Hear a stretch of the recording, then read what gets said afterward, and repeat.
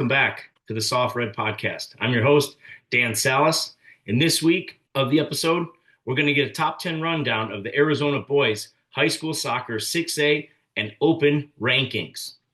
Later on in the episode, we're going to bring in number 1 ranked Sunnyside High School head coach, Casey OBrian. Currently, his Blue Devils are ranked 16-2 and hope to make a strong run into the state playoffs just in a couple weeks. First, I had an opportunity Monday night to check out Desert Vista versus Pinnacle. It was senior night at Desert Vista, and boy, did they bring it. 5-0 thumping from the Thunder on Pinnacle. Trent Elliott's Thunder are rolling right now. They look solid. They were power. They were pace. They were technical. They were led with senior leadership from Hayden Quest, Caleb Ackerson, and Genki Shinohara. Those boys came out to play, and it was impressive throughout. And again, I think Justin Hughes over at Pinnacle, number 1 ranked going into Desert Vista on senior night. That's tough sailing right there. Again, I think from what I saw, Desert Vista is going to be a difficult team to play as we go on and get into these playoffs. Last week, they were ranked number 3. And again, with this defeat of Pinnacle, or this victory through Pinnacle, they shot up number 2 in the ranking. Okay, so then we still have Sunnyside sitting at number 1. And let's take a look right now at the rankings so far this week. In the 6A Open Division, we've got Sunnyside at number 1, DV at number 2, Pinnacle at number 3, Shadow Ridge coming in at 4. Up from number 9 is San Luis. And a solid 2 wins this week gave Hamilton number 6. Down from number 5 is number 7, Perry. Mesa at number 8. They're up from 10 last week. And finally, from number 6, Castile dropped from the ranking to 10. Unfortunately, they had a forfeit show up this week against Pinnacle that happened previously. But again, Castile is a solid team. I think if they continue to stay consistent, they've got a great midfield. The coach has really got them playing well. Again, their attack through the midfield is like no other. And if you're not used to it, if you're not, again, privy to the box-in-one style midfield that they're playing right now, again, they're going to be a tough handle come the playoffs. In the Open Division, we've got Sunnyside at number 1, DB number 2, Pinnacle number 3. Jeff Perry is holding steady at number 4 with his 5A number 1 ranked AZ College Prep. Sunrise Mountain at number 5. Campo Verde at number 6, Washington at number 7, Wolfgang from Sal Point is sitting in at number 8, ALA Gilbert North at number 9, and Shadow Ridge falling in at number 10. And again, before we bring on our first guest of the episode this week, Casey OBrian, I'm hoping to bring on head coach from AZ College Prep, Jeff Perry, and his number 1 ranked Knights at the 5A level in next week's episode. Let's get to my interview just the other day with head coach from Sunnyside High School, Casey OBrian. All right. Perfect. Hello. Welcome to the Soft Red Podcast. In this episode, I've got Casey OBrian, head coach and athletic director from Sunnyside High School down in Tucson. Casey, welcome to the podcast. Yeah, thank you so much for having me, man. I'm excited to be on it. Well, I'll tell you, the first thing I want to get into is let everybody know why I wanted you on the podcast. First and foremost, we met in 2017 at the AIA coaches preseason meeting. We stayed in contact and we scrimmaged in 2018 with our teams together. And then the following year, you go and win a state championship. And I think at that point, and it was right before quarantine, and I think it was at that point when my admiration for you, not only as a person, but as a coach, and how you treated your boys, how you spoke highly of your boys. And it was so authentic. It was intense, but it was honest. And I remember going back to my assistants and saying, not necessarily, hey, I spoke to this guy and this is the guy who I'm liking right now, but I reminded them, hey, we better assess everything we're doing right now because this guy down in Tucson at Sunnyside has got something that maybe I forgot, maybe something that I need to dig down deep in me again and get these Aztecs from Corona del Sol back up and working hard. And so I'm not lying when I said I spent quarantine going through the processes, reinventing my strengths, my weaknesses, identifying things that were good, bad parts of the program. And you were a big part of that, leading my insanity over quarantine. So I thank you for that because it definitely grew me as a coach, first and foremost. And so I appreciate that, Casey. The second thing I want to get into is I went and saw Desert Vista against Pinnacle tonight at Desert Vista High School.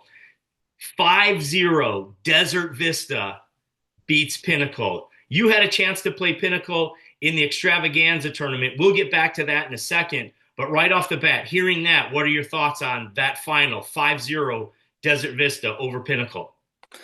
It's pretty surprising, to be honest with you. I got a lot of respect for both. Like you said, we played Pinnacle. We lost 4-3 in the championship game. And we haven't played Desert Vista this year, but we played them last year. And we played a 0-0 draw.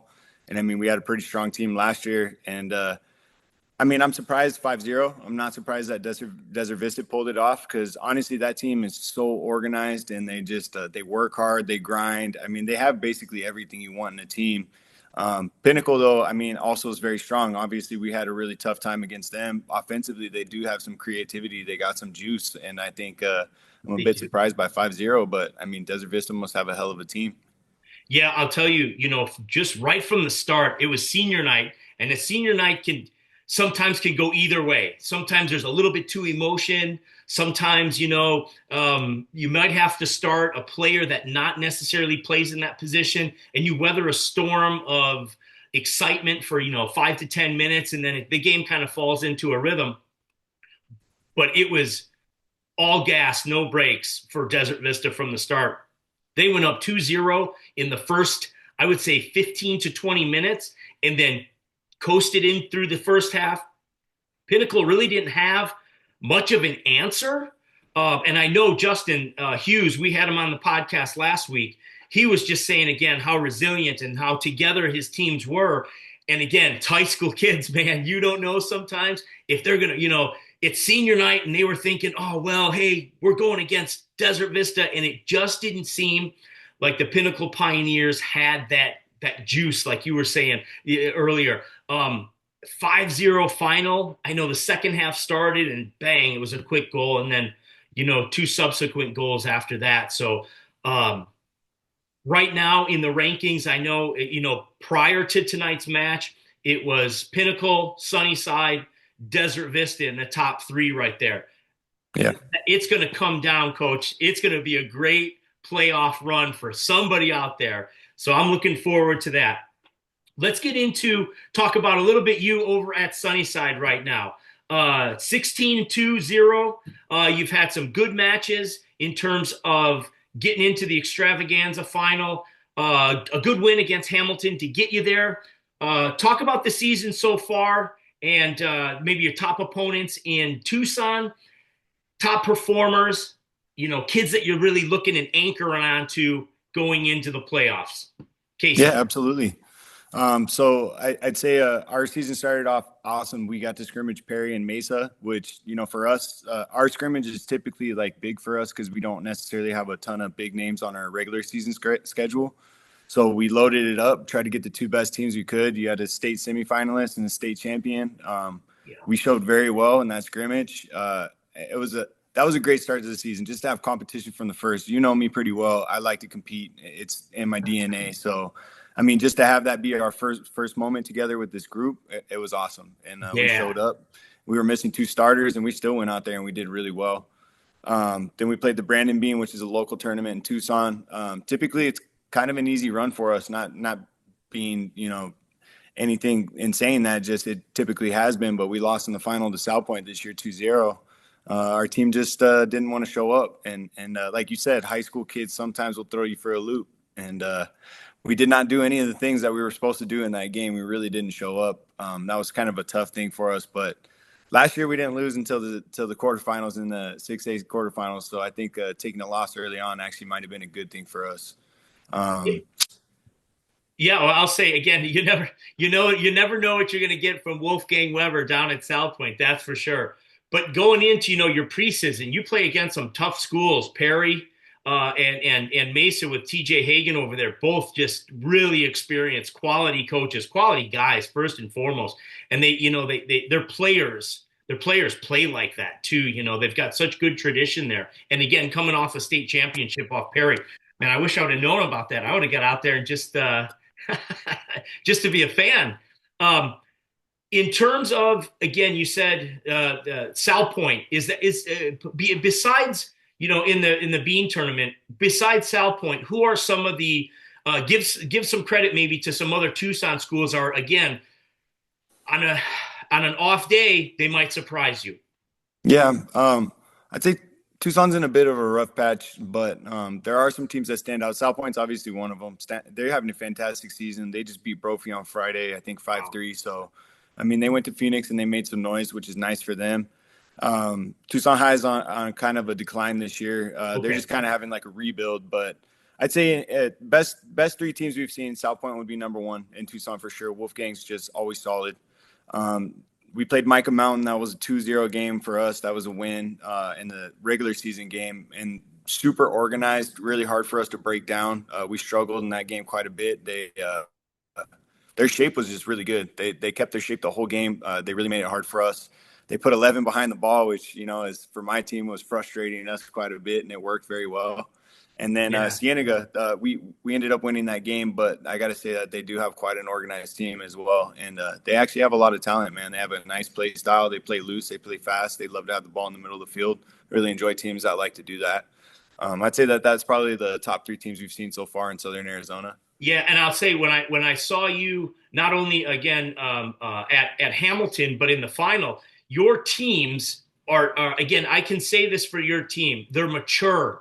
They're strong on the ball. They're confident on the ball. Again, when I noticed your team, I didn't find one player that couldn't knock a ball 25, 30 yards, either, a turf burner or a ball, lofted diagonal. I mean, it's such a strong quality team. And again, your strength is in numbers, I thought, on your team. What do you think in terms of the strengths of this team compared to maybe some of the teams of the past? What is it about this team this year that you can talk on their strengths and maybe a couple of players that the team leans on for that success? For sure. Yeah. This team, every team's unique. We all know that, they all have kind of a different fabric to them. This team offensively, the creativity and the chemistry, I think, is probably outside of maybe the state championship team, is probably the second best that I've ever had. And honestly, they could quite possibly end up being the team that maybe has the most. I would just say they're very dynamic offensively. We play wings, we play inside. I mean, we play splits. They legitimately don't favor any side. They don't favor any play. Like, they're all just looking to create and be dynamic. And something typical for Sunnyside is you're always going to have guys running in on balls. So everybody's crashing, everybody's there. The work rate's there. So if you got wingers that can win 1v1s and they can create situations, I mean, for us, we're always going to be there to put one in. I just love the flow, I guess, is kind of what it all boils down to. The flow of the offense really is seamless and it's unselfish. Nobody cares. Nobody cares who scores. Nobody cares who has an assist. That really doesn't matter on this team. From the six all the way to the striker and the wingers, like, everybody's just looking to find each other all the time. And I think that's what I like about this team the most is offensively, they're just so unselfish and the flow is really amazing. Yeah. The guys that tie it together. That's when you have some special experiences, Coach. That's for sure. Right. When you sometimes you fall onto that double-edged sword where you might have that one player, those two players, and in those rough patches, they'll lean on them a little bit too much, and then you find yourself not finding certain space and opportunities throughout the rest of the field because we're looking to either get them the ball or they're trying too much to kind of get that moment out of nothing. In terms of, what do you think who are some of your top players? Mention them on here. Maybe we'll give them a hashtag, a shout out here. But what are some of your top players? I know when I was at the tournament and watched you, your number 10 plays the number 10 role. I didn't catch his name, but he seemed to be the most dynamic playmaker throughout the midfield. Who was that player? And if I'm wrong, let me know. He's actually number 19, but Yep. his name's Angel Bracamontes Polito. He was the 6A Offensive Player of the Year last year. I want to say he had like 36 goals, 33 assists last year. Eighth in the country, actually, in points scored. That's so, incredible. I mean, he's dynamic, man. This year, he's third in the state in goals, first in assists. He missed a game and a half because of a stupid red card. So he kind of fell back a little bit. But it's funny because he gets man marked in every game we play because, just his stats alone, like if you don't know who he is, you'll man mark him. But he goes from false 9 to all the way back into the 6 when he feels like he's being marked and he's being inefficient. So it's just so hard to keep track of him because he's not a typical striker because he'll come off the top real quick just to drop into the middle, touch the ball, circulate. And again, like it's crazy to have a kid that scores that many goals and has that many assists because legitimately he's looking to find somebody before he's looking for himself. But he ties it all in together. His vision is crazy, man. He could find any pass, he could hit any ball. At practice, like I play with the kids a lot, and like you'll be on the field and you'll just be making a run, and you're like, nobody's ever gonna see me. And then somehow, like he has the ball and it just drops at your feet, and you're like, God damn, how do you do that? That's crazy, man. The vision's crazy. It's awesome, but he's definitely like a key to the offense for sure. Yeah, yeah, and I know. Again, defensively, I still thought you were solid, and you're going to need that going into the playoffs. Just that confidence, that affirmation, and say, hey, when things get a little loose back here, it can get tightened up. Who are some of the leaders that, provide the, not only vocal, but again, they'll step up in that moment of shakiness. They'll start questioning each other. Again, what did you learn from that loss against Pinnacle in that final that you can take as a learning tool into the playoffs this year? Yeah, those are all actually really good questions. Defensively, our 6 and our center back, I want to say, are the two guys that really hold us together. Our 6 is Adrian Jimenez, and our center back is Javier Gonzalez. Javier Gonzalez will anchor the back line, win anything in the air. I mean, for us, set pieces have always been kind of an Achilles heel, and he's really fixed that for us the last 2 years because anything in the air that he can get to, he'll win it. Adrian Jimenez is a little bit different. He's kind of really technical 6. Will take the ball in any tight space and he can work his way out of it and kind of find just feet close to him. He really just connects everybody really well, drops really hard, covers the back line. The thing that we learned in the Pinnacle game is that we need to organize our outside backs a little bit better. We need them to pinch in quick. We need them to close those gaps. We need to protect the middle, force teams out wide. Like you saw in the Pinnacle game, if people get down the middle against us because we're not compact enough, which is our fault, then we're just opening ourselves up to something that no good defense should be doing. And that's what we really learned, is that we just have to be tighter, more compact in the back line, and make sure we force teams out wide. Yeah, and I think you and I, we had a short conversation after that Hamilton game, and it was maybe one of the points we both recognized, like, wait a second, that you got to tighten up those screws, definitely in the transition moments for your team, where it's like you lost the ball and things get a little stretched, not only through midfield, but the back line. And it's, again, the good leadership in the back is key for them. You don't want those outside backs going on an adventure and they can't get back and cover, I use that term. I like it because it's like, I like it too. We're on the sideline as a coach, and we're watching the ball half the time, and then you look back and you're trying to keep your balance, your shape as a coach, and then all of a sudden you're like, what's Johnny doing over there? We better don't go. What are you going? We don't need that right now. So again, I definitely think that's a key to success as the year goes, understanding that transition shape and then locking down set plays offensively, defensively, because that'll make or break games. You can be playing against an opponent in the first round and whatever it is, someone falls asleep on a corner, someone falls asleep on a second ball in the box, and that should be when the dog should be out hunting, Right. for Yeah. sure. And I'll tell you, you are one of the best coaches programs where your kids are hungry every single game, and credit to you for always, always, always getting that going. Coach, in terms of the last things coming up for this season, what are some of the things, again, that you've learned? You won a state championship in 18-19. From that moment there, what are some of the things that you're going to take into a deep run in the state playoffs this year that you're going to say, these are the unique characteristics that we have to hit? Almost like we got to check this box, check this box. Are there anything lacking on your team right now that you're going to need to have going into those playoffs? Well, you actually mentioned one, set pieces. Set pieces for us, we're traditionally a little bit shorter, than the 6A schools in Phoenix, just, our demographic. So set pieces for us really it's all about the second ball. Because, if we win the first ball, fantastic. But the second ball is really the one that's going to be dangerous on those set pieces.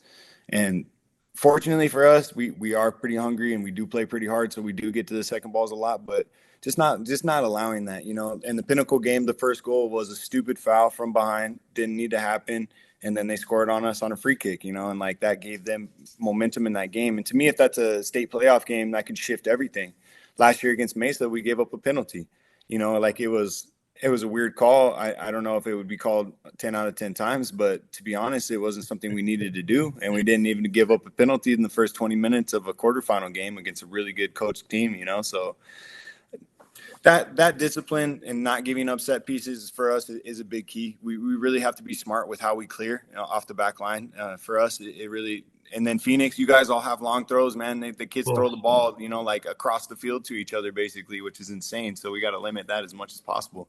Yeah, I'll tell you what, that was as a coach myself, I think I can speak of two players in the 18, 20 years I was coaching at Corona, and it's a weapon, and you're going like, I'm defending set plays 30 yards in, and you're going, all it takes is one kid to fall asleep and you're down 1-0, and you're like, oh, and then the momentum and high school kids and their emotions, right?